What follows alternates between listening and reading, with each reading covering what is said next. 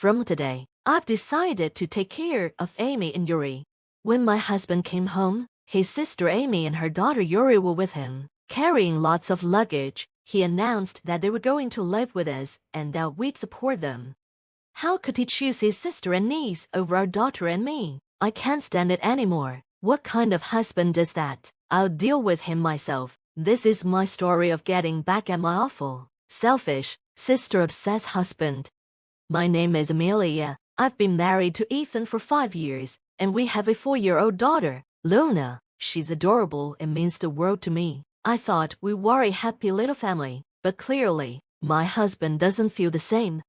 One evening, while waiting for Ethan to come home, I was cooking curry with Luna.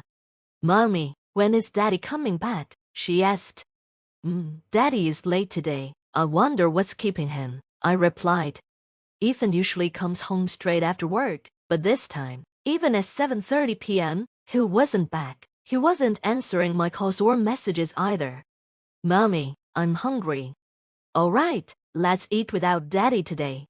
Luna and I had dinner, and I cleaned up afterward. Just as I finished tidying, Ethan finally walked through the door, but he wasn't alone. Amy and her daughter Yuri stood beside him with all their bags. "Ethan, what's going on?" I asked, confused. Without any hesitation, he dropped a bombshell. "From today, we're taking care of Amy and Yuri." What do you mean? You didn't say anything about this," I stammered, completely caught off guard. He explained that Amy had fought with her husband and called him for help. Now, he expected us to support her and her daughter. "For how long?" I asked, frustrated. "We don't even have extra space in this apartment." Ethan brushed off my concerns. "You can't let them use your room." "My room?" "Yeah, just move into Luna's room. That way, Amy and Yuri can stay in your room." I was stunned. How could he ask me to give up my space for them, just like that? It felt so unfair. Why should I put up with this? We're the ones providing for them. Ignoring my frustration, Ethan smiled and welcomed Amy and Yuri into our home like it was no big deal. "Feel free to make yourselves at home," he told them cheerfully. They didn't even apologize for barging in. Instead, they sat ready on the couch, turned on the TV, and made themselves comfortable like they owned the place. I stood there in disbelief. This wasn't just their problem, it was about to become mine, too. I pulled Ethan aside and whispered, "Are you out of your mind? Suddenly taking care of Amy and Yuri? We don't even have the budget for this." Ethan sighed, then gave me an annoyed look. "Geez, Amy's struggling, and you're being so cold-hearted. Can't you just help her out a little?" I tried to explain. It's not that I don't want to help, but supporting them completely is a different story. They should at least help with groceries. Ethan snapped back, "You're so stingy. Amy isn't working, so obviously she can't contribute." Stingy? I was furious. Ethan didn't care. "I don't want to hear it. My sister is in trouble, and as the head of the household, I've decided to support her. You should just do as I say." After saying that, he went back to playing games with Amy and Yuri. To make things worse, they ate all the curry I had saved for the next day. Ethan even yelled at me, saying, "Make more nutritious meals for my niece." Nutritious meals for his niece, I thought. Has he ever cared about our daughter's meals like this?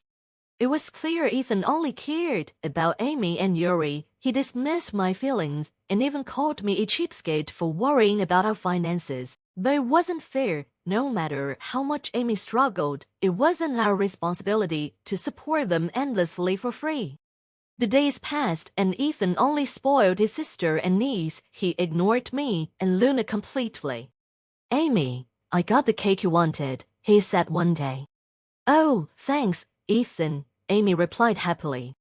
Another time, Ethan came home with toys from Yuri's favorite cartoon. "I saw these on sale and couldn't resist," he said.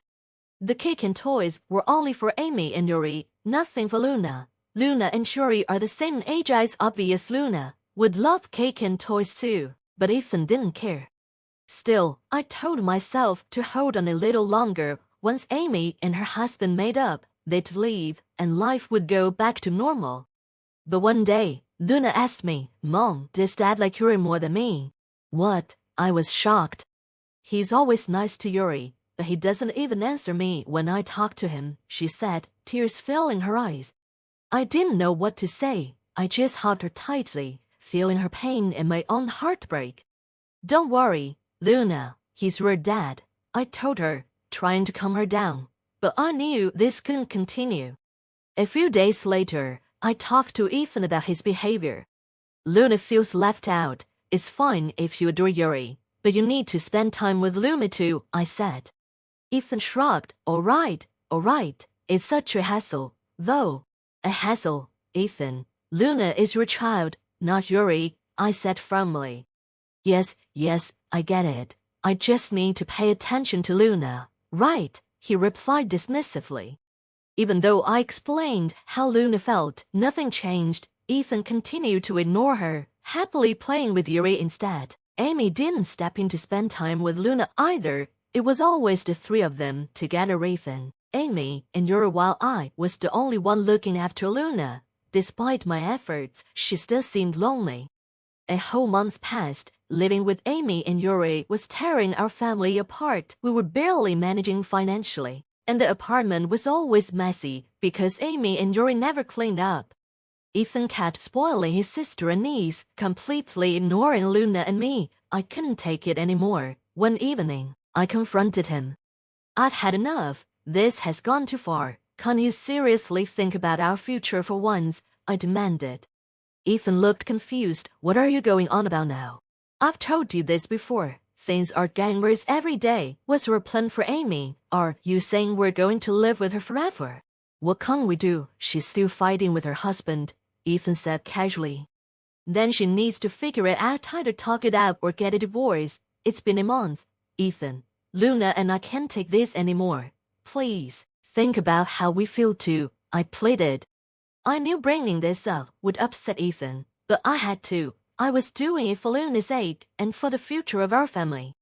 "Luna loves you, Ethan, but when she sees her dad only being kind to his niece, of course she feels hurt." I tried to emphasize Luna's feelings, hoping Ethan, as her father, would understand, but his response was shocking. "Amy is my sister, okay? She's family to you too. How can you say such cold things? You're so heartless," he snapped. Heartless? Me? I couldn't believe what I was hearing.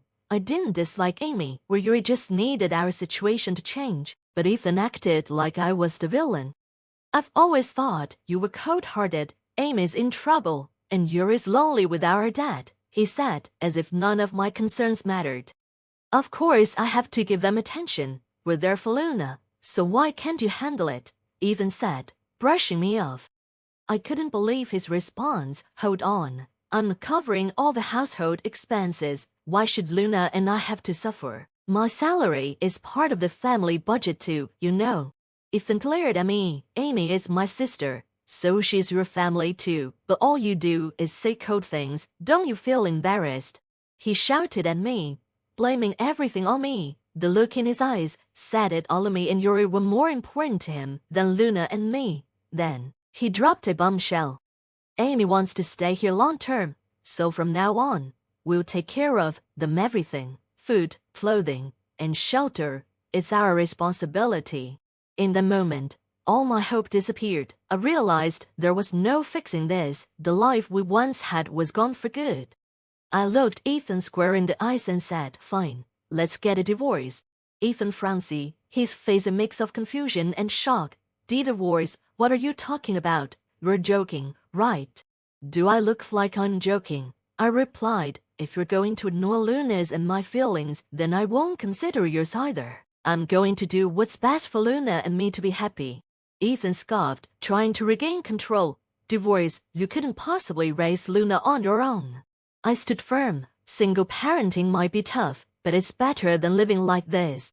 He sneered. "Fine. If you want a divorce, go ahead and file. I'll sign the papers. Just don't come crawling back later saying you've changed your mind." But Ethan didn't expect what came next. I reached into a drawer and pulled out the divorce papers I had already prepared. Handing them and a pen to him, I said, "Here, fill them out." Ethan frowned, staring at the papers. He didn't move.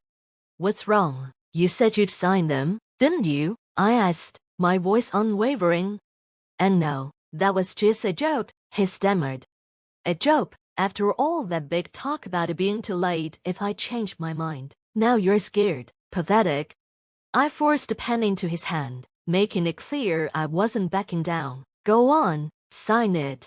Shut up, I'll fill it out. Okay, Ethan snapped as he scribbled his signature on the divorce papers and shoved them at me. There, I sign it. Happy now. Get out. You're so annoying. I stayed calm and replied, No, you're the one who's leaving. What? What do you mean? He asked, confused. Ah, what's with the confusion? Did you forget? This apartment is in my name, and ever since you started supporting your precious sister, you hadn't been contributing enough. I've been covering all the rent. Yet, you kept living here like it wasn't a big deal. Are you serious? Before Ethan could respond, Amy, my sister-in-law, rushed in. Wait a second, what's going on here? She grabbed Ethan by the collar. You told us we could stay here forever. Were you lying? She demanded. Amy, no, it's not like that, Ethan stammered. What do you mean it's not? I trusted you because I thought you'd take care of us, and now you're kicking us out. I didn't think it would come to this, Ethan protested weakly. Amy scoffed. You can't even handle your own wife, can you? I'd had enough. I went straight to the door and began tossing out Amy's and her kids' belongings. Hey, what are you doing? Amy yelled, storming toward me. I didn't flinch. I'm simply getting rid of someone else's stuff, and since I'm divorcing Ethan, I owe you nothing. In fact, you're trespassing. Leave immediately. My calm voice made her freeze. Amy hesitated but argued, You didn't have to throw out our things. Ignoring her, I turned to Ethan, and please leave too. I don't need either of you here anymore. Ethan's face twisted in disbelief. What kind of thing is that to say to your husband? I shot back. You're not my husband anymore. You're my ex-husband. He sneered. I never realized you were so cold-hearted. Too bad for you then. If you find your sister and her kid more important than your own child, why don't you all live together? Ethan panicked. Where are we supposed to go? Are you seriously kicking us out? I don't care. Do whatever you want, but if you're still here in a few minutes, I'll call the cops. With no other choice, Ethan, Amy, and her kids reluctantly gathered their things and left. I closed the door behind me, feeling a sense of finality. I likely wouldn't see them again. As I glanced around the room, my daughter Luna stood nearby, looking at me with a puzzled expression. Mama, where did Daddy go? She asked. I knelt down and gently held her hand. I'm sorry, Luna. Is it okay if it's just you and me from now on? She hesitated for a moment, but then her face lit up with a smile. I'll be okay as long as Mama's here. I'm fine as long as I'm with you. She ran into my arms, and I hugged her tightly. That's right, I thought to myself, even without your father, we'll be just fine. We can be happy, just the two of us. Later, I began shipping the rest of their belongings to my ex-husband's parents' house. Over the phone, I explained the situation to his family. As expected, Mike's husband and his sister's family returned to his parents' home. It didn't go well for them. Furious, his parents disowned them and kicked them out of the house. And now, Mike's husband has rented a small apartment where he lives with his sister and her daughter. It's just the three of them now. I guess that's what they wanted, so I couldn't care less. I also learned the real reason my sister-in-law fought with her husband, her reckless spending habits. She's now being hounded to repay the money she wasted. As for my ex-husband, he's been bombarding me with cringy messages like, I was wrong, please forgive me, I love you and Luna the most, let's be a family again.